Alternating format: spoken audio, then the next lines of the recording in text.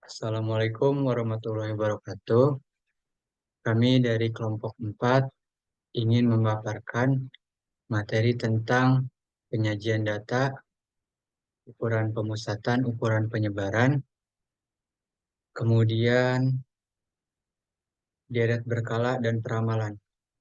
Data yang kami pakai di sini yaitu data nilai tukar uang asing US dollar terhadap rupiah dari Januari 2020 sampai Februari 2023.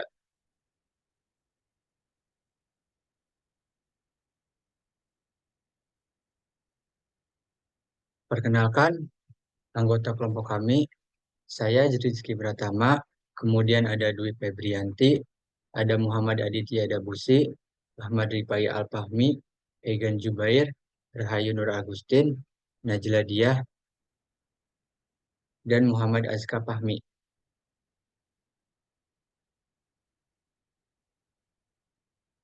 Assalamualaikum warahmatullahi wabarakatuh.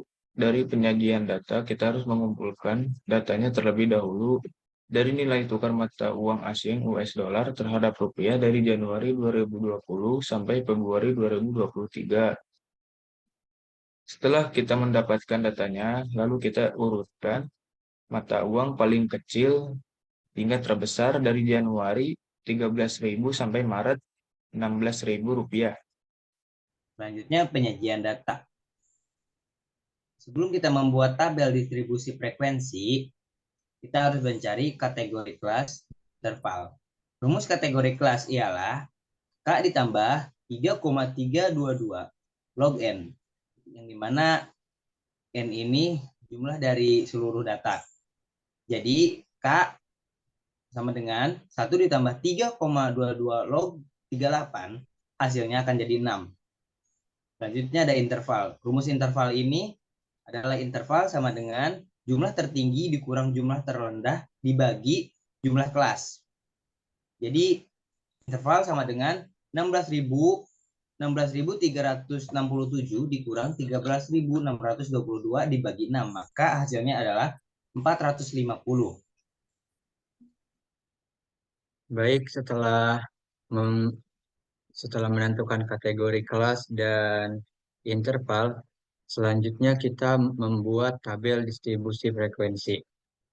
Di mana di sini ada beberapa di antaranya yaitu ada kelas, ada interval, ada frekuensi relatif, nilai tengah, nilai tepi, frekuensi kurang dari, dan frekuensi lebih dari. Kelas tadi sudah dicari yaitu ada 6 kelas. Kemudian interval. Intervalnya 450. Nilai pertamanya yaitu di data pertama adalah 13.662 ditambah 450. Hasilnya adalah 14.112. Begitupun seterusnya sampai akhir. Kemudian frekuensi. Bagaimana mencari frekuensi? Untuk mencari frekuensi, kita lihat di data ada berapa nilai tersebut muncul di dalam data. Kemudian pada frekuensi relatif, rumusnya yaitu frekuensi dibagi banyaknya data dikali 100. Jadi, untuk yang kelas pertama yaitu 3 dibagi 38 dikali 100, hasilnya adalah 8%. Kemudian, bagaimana cara mencari nilai tengah?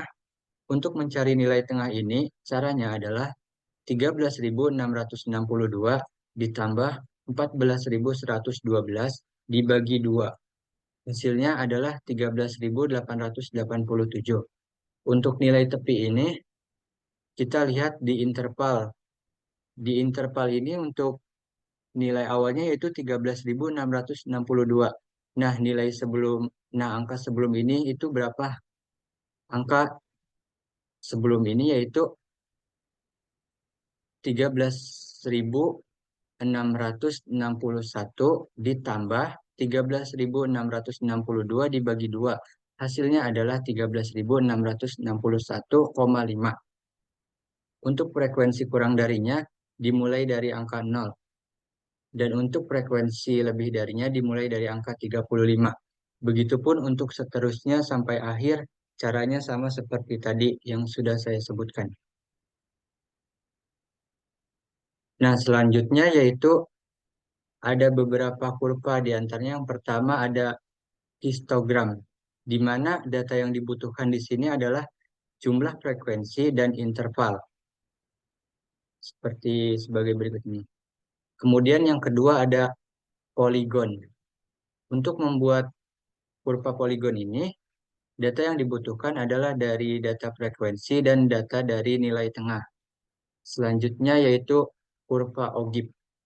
Nah, untuk membuat kurva OGIP ini, data yang diperlukan yaitu frekuensi kumulatif dan frekuensi kurang dari dan frekuensi lebih dari.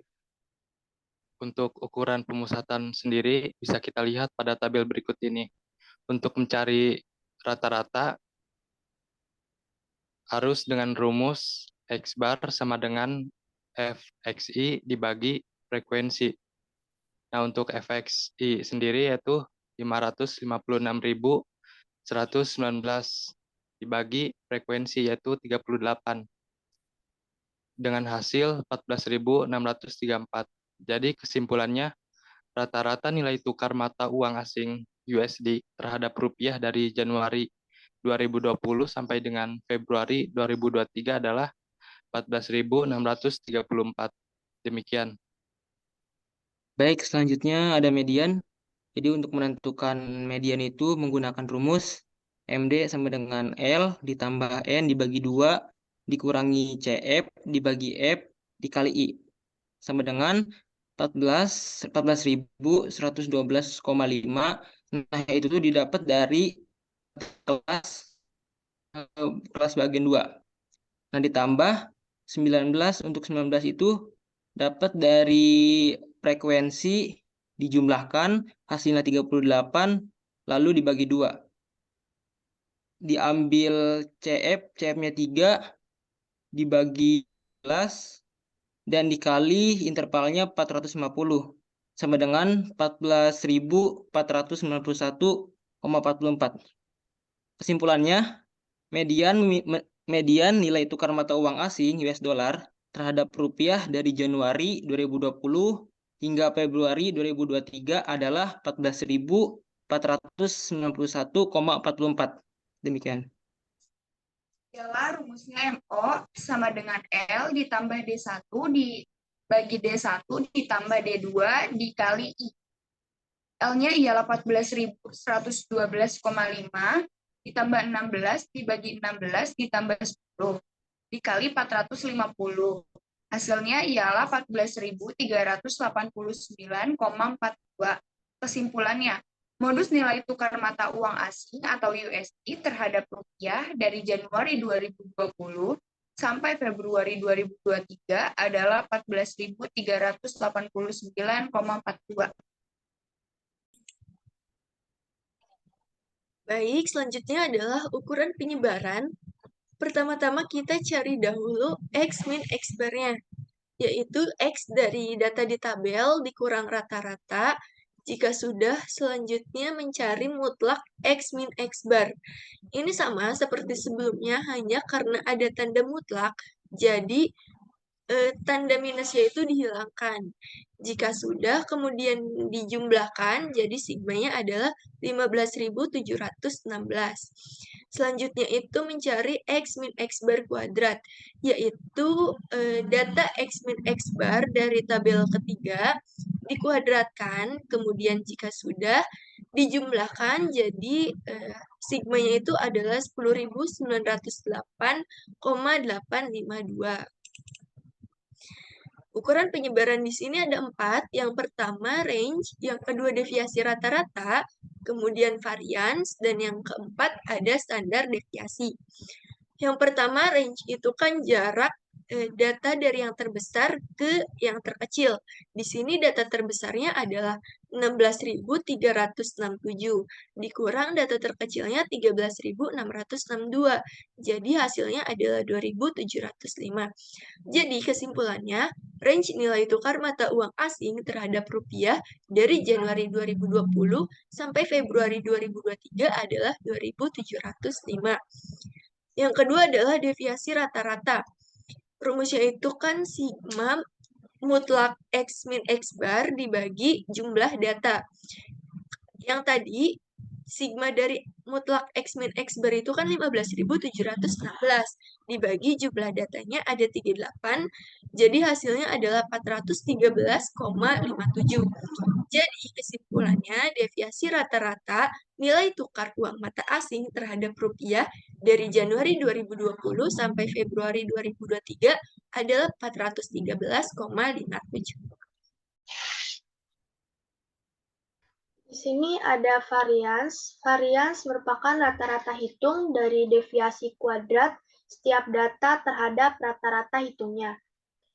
Rumus varians adalah sigma X dikurang X bar kuadrat bagi N atau banyaknya data. Di sini ada 10.908.852 dan banyaknya data itu 38 dibagi 38 sama dengan 287,075,05. Kesimpulannya, varians nilai tukar mata uang asing terhadap rupiah dari Januari 2020 sampai Februari 2023 adalah 287,075,05. Selanjutnya ada standar deviasi. Standar deviasi merupakan akar kuadrat dari varian dan menunjukkan standar penyimpangan data terhadap nilai rata-ratanya. Rumusnya yaitu S sama dengan akar S kuadrat. Di sini 287,075,05 sama dengan 535,79. Jadi kesimpulannya standar deviasi nilai tukar mata uang asing atau US dollar terhadap rupiah dari Januari 2020 sampai Februari 2023 adalah 535,79. Baik, untuk selanjutnya yaitu deret berkala dan peramalan. Di sini ada beberapa, di antaranya yang pertama ada Y, X, XY, X kuadrat, T, rata-rata gerak, S, TCI, CI, C, dan I. Untuk Y dan X didapat dari data yang sebelumnya tadi. Nah, untuk XY ini caranya yaitu dengan mengkalikan dari X dengan Y. Misalnya yang pertama yaitu negatif 18,5 dikali 15.274 sehingga hasilnya negatif 282.569. Begitupun untuk ke bawah sama seperti di atas, caranya dengan mengkalikan X dengan Y. Untuk X kuadrat kita lihat dari data X ini. Data X ini yang pertama untuk contoh negatif 18,5 dipangkatkan 2 sehingga hasilnya yaitu 342,25. Nah, untuk tren ini ada rumus tersendiri yaitu sebagai berikut.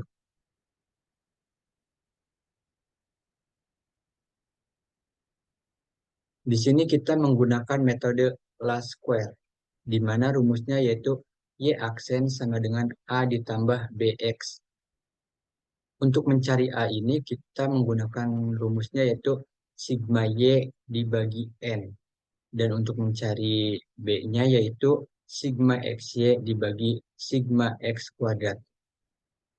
Di mana A adalah sigma Y-nya yaitu 556,966 dibagi 38, hasilnya yaitu 14.657. Dan B-nya yaitu sigma XY-nya adalah negatif 126.098,5 dibagi sigma X kuadratnya yaitu 4.596,5. Kita masukkan rumusnya sehingga Y ini sama dengan 14.657 ditambah mohon maaf, Y aksennya sama dengan 14.657. Karena ini negatif, jadi negatif 27,59 dikali X. Dari mana X-nya? Kita masukkan ke sini. Jadi, untuk tren yang bulan Februari, rumusnya yaitu 14.657 dikurangi 27,59 dikali X. X-nya adalah negatif 18,5. Hasilnya yaitu 15.167,41. Nah, begitu juga untuk seterusnya ke bawahnya dengan menggunakan rumus yang tadi. Selanjutnya yaitu rata-rata gerak. Bagaimana untuk mencari rata-rata gerak? Rata-rata gerak ini rumusnya kita ambil dari data Y, yaitu 15.274 ditambah 14.979, kemudian dibagi 2. Hasilnya yaitu 15.126,5. Begitupun untuk seterusnya, sama seperti tadi rumusnya. Nah, selanjutnya yaitu S. Untuk mencari S ini, rumusnya adalah Y dibagi rata-rata gerak dikali 100. Karena di sini yang awal tidak ada rata-rata geraknya, jadi langsung yang ke kolom kedua. Y-nya adalah 14.979 dengan rata-rata gerak 15.126,5 dikali 100, hasilnya adalah 99,02. Begitupun untuk seterusnya sama. Rumusnya seperti tadi. Kemudian untuk TCI.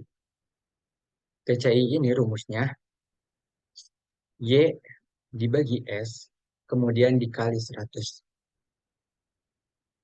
Karena kolom pertama ini tidak ada S-nya, jadi dilanjut ke kolom kedua.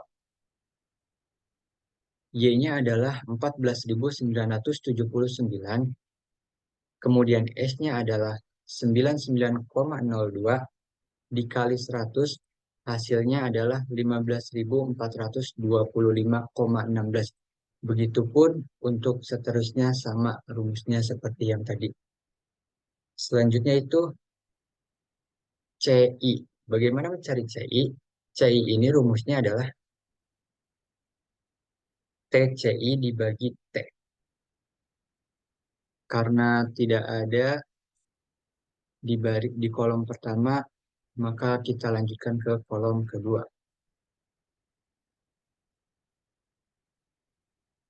Rumusnya adalah TCI dibagi T.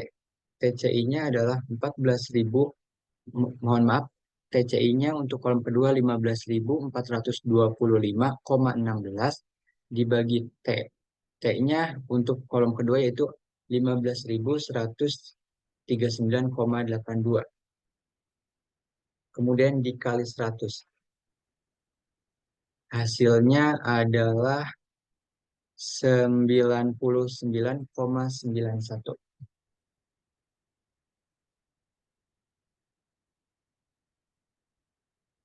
Selanjutnya yaitu C. Untuk mencari C ini, data yang kita perlukan ada di kolom CI, yaitu caranya dengan menjumlahkan yang atas dan yang bawah, kemudian dibagi 2. 99,91 ditambah 102,61 dibagi 2. Hasilnya yaitu 100,76. Begitupun untuk seterusnya. Yang atas ditambah yang bawah dibagi 2. Yang terakhir yaitu I. Bagaimana untuk mencari I? Untuk mencari I rumusnya yaitu CI dibagi C dikali 100. Karena di sini baris kolom ke-1 dan kolom kedua tidak ada, maka langsung dilanjutkan ke kolom ketiga. CI-nya yaitu 102,61 dan C-nya adalah 100,76. dikali 100. Hasilnya adalah 101,83. Begitupun untuk seterusnya, sama rumusnya seperti yang tadi.